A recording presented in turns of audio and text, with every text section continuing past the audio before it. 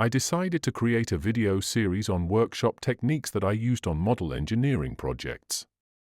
These may be useful to beginners in the hobby or a reference for more experienced model engineers.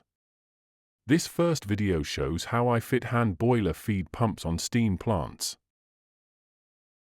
I tend to use boiler feed pumps from Blackgates Engineering on my steam plants.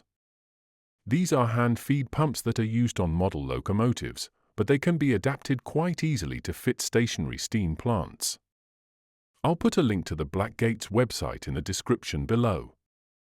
This photo shows a feed pump I fitted to a steam plant that runs Stuart 10V and Stuart S50 steam engines. This feed pump was fitted to a marine steam plant I built in 2025. The pump is stood on a block which elevates the suction to the same level as the outlet on the feedwater tank. Suction elevation is an important design consideration when planning a steam plant. This photo shows the suction and discharge piping for the same feed pump.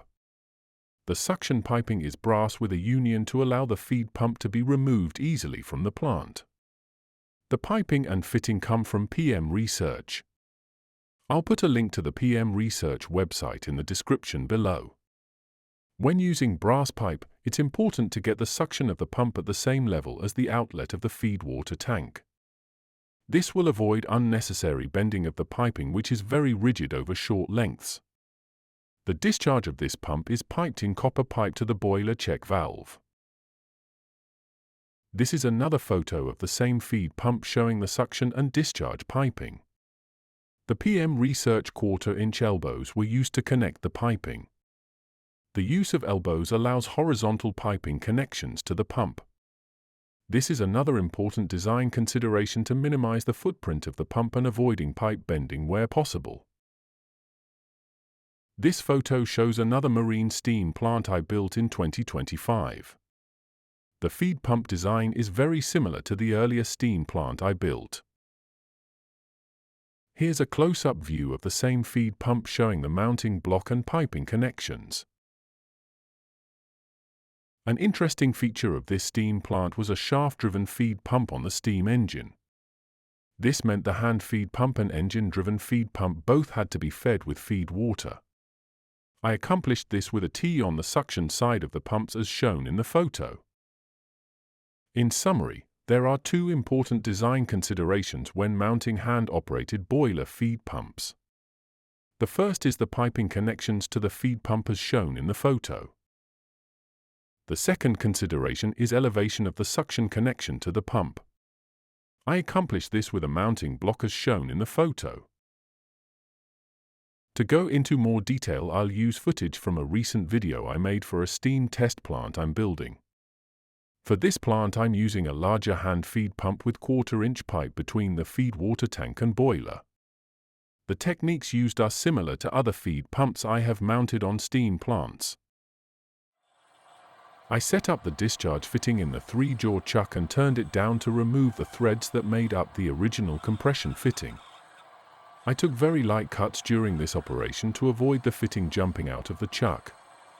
I then parted off excess length from the fitting using 1/16" parting tool.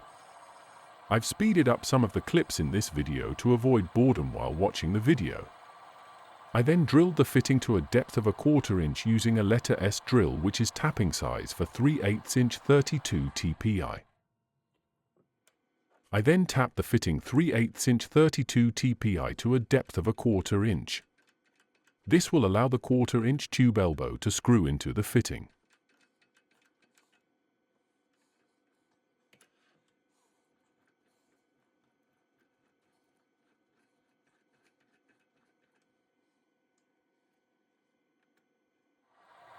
The suction fitting was drilled and tapped similar to the discharge fitting. First, the fitting was drilled to a depth of 1/4 inch with a number S drill.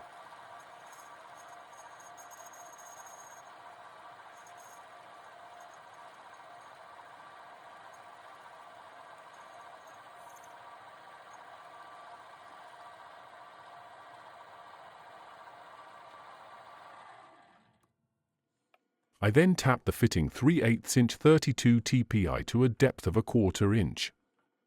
This will allow the 1/4-inch tube elbow to screw into the suction fitting.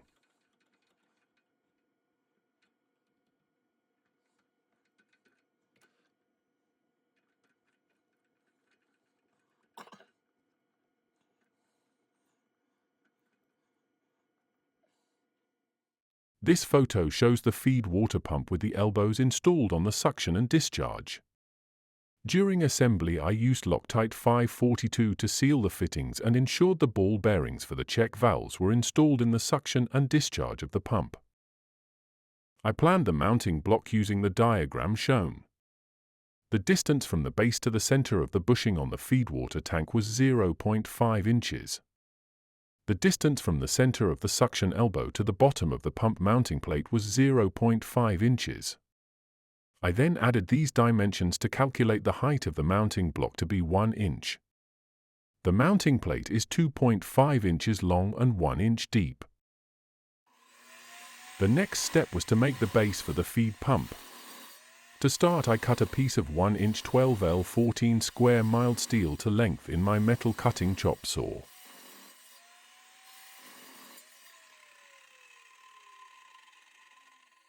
Next, I faced off the ends of the base in the milling machine to get the base to the correct length. The end mill I used was just the right length for this job, but it did chatter a little while cutting.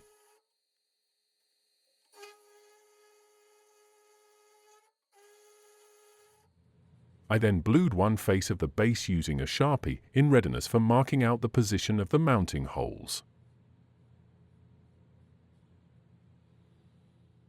I marked out the base with the height gauge.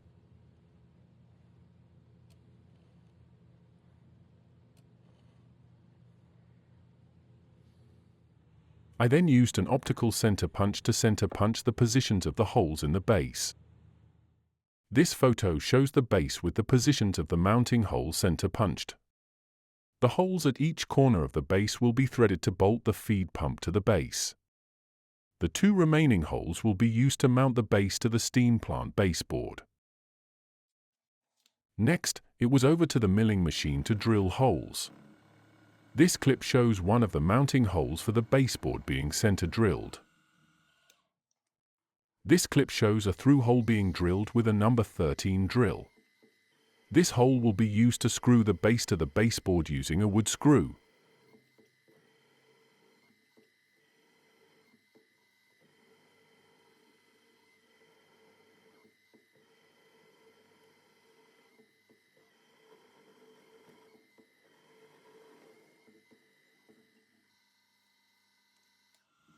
This clip shows the same hole being countersunk with a countersinking tool.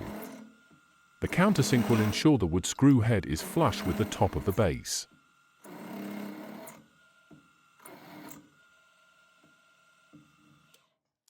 The next step was to drill and tap the 4 holes for mounting the feed pump to the base.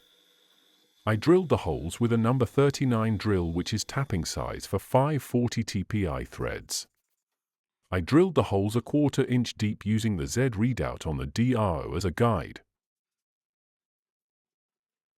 After drilling each hole, I tapped the threads with a 540 TPI tap. I used a taper tap first and then a bottoming tap to finish the threads. I took care not to break the taps by applying light pressure and backing off the tap regularly to clear any chips.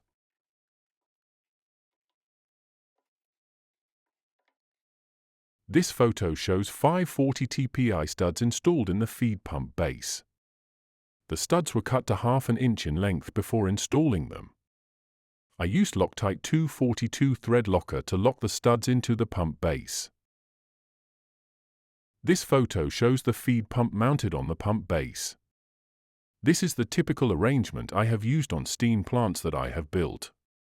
They have all worked successfully, hence deciding to share this technique via a YouTube video. So, that's the first of the workshop techniques series of videos I'll be producing as I continue my model engineering journey. Thank you for watching this video. Please like and subscribe to support my channel. Thank you.